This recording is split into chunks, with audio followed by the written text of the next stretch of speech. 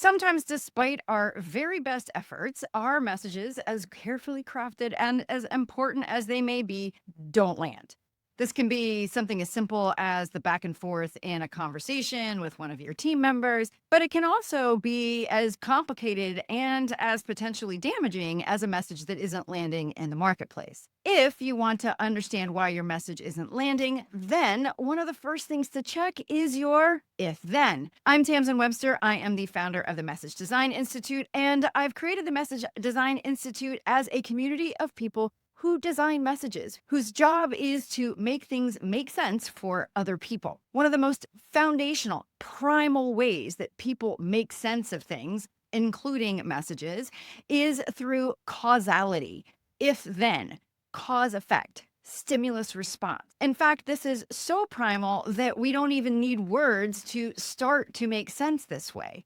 Think about babies. Babies start to learn over time that generally, if they cry, somebody will come and attend to them in some way. And while I am a mom, I also am a dog mom, and even dogs understand if then. If I do this particular behavior that I can tell my mom wants, then I will get a treat. This if then aspect of how pretty much any sentient living being makes sense of things is why when something isn't working, we need to look there first. A lot of times, messages, announcements, campaigns, advertising, whatever it might be, only contain one or the other, meaning they'll say, hey, you need this thing. All right, that's what you want me to do, but why should I get that? So what? So now you know if anyone ever says, so what? That's what's missing. And it's also why that pretty universal advice of telling people what and so what is there. It answers that if and then that's in people's head. The other half of that if then equation can also be the source of the problem.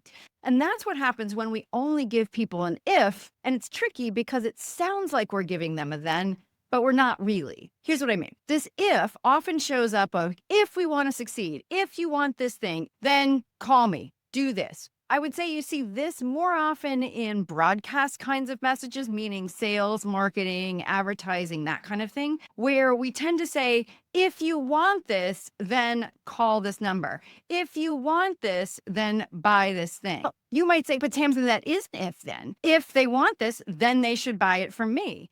If they want this outcome, then they should hire me. That sounds like a then, but it's not the kind of then that makes sense to other people. It only tells them the initiating action, right? It doesn't tell them what that's actually leading them to do. They know what following a link is. They know what buying something is, but they don't really know what's on the other side of that thing. This is what's so important to understand when it comes to making messages that work, no matter the situation, is that people really need to understand not just the outcome, the if, the effect, the stimulus, which is the thing that they want. They need to understand the true cause of that desired outcome. And that isn't calling you, it's whatever comes after that. This if then causality is so primal that if your message doesn't convey it quickly in a way that makes sense to people, the message won't work, because there's this open loop in their mind. I know we'd like to think that people would just keep asking until they get the information they want, but when was the last time that you really bothered to keep asking questions to understand something? Probably only if the if was important to you, right? Only if the promised outcome, the potential question answered was super, super important. When you're talking about trying some new product or asking people to adopt some new initiative, that probably isn't enough. So if your message isn't landing, put it through the if then test. If, do you have a very clear outcome that the person you're talking to actually wants and desires, and they know it?